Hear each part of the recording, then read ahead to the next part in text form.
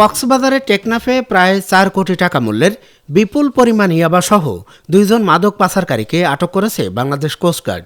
১৪ জানুয়ারি ২০২৬ তারিখ বুধবার সকালে কোস্টগার্ড মিডিয়া কর্মকর্তা লেফটেন্যান্ট কমান্ডার সিয়ামুল হক এ তথ্য নিশ্চিত করেছেন।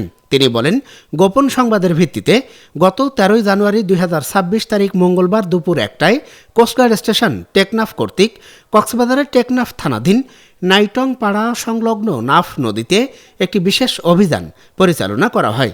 অভিযান চলাকালীন উক্ত এলাকায় সন্দেহজনক একটি কাঠের বোটে তল্লাশি করে প্রায় ৩,৭৫ লক্ষ টাকা মূল্যের ৭৫,০০০ পিস ইয়াবাসহ ২ জন মাদক পাচারকারীকে আটক করা হয়।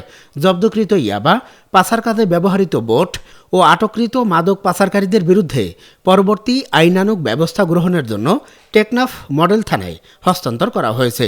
তিনি আরও বলেন, মাদক পাচার রোধে কোস্টগার্ড ভবিষ্যতে এ ধরনের অভিযান অব্যাহত রাখবে।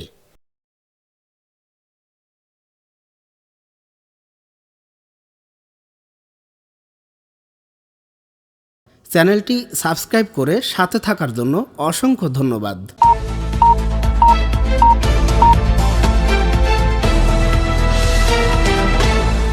৪৮ বাংলা টিভি, বাংলা ও বাঙালির কথা বলে।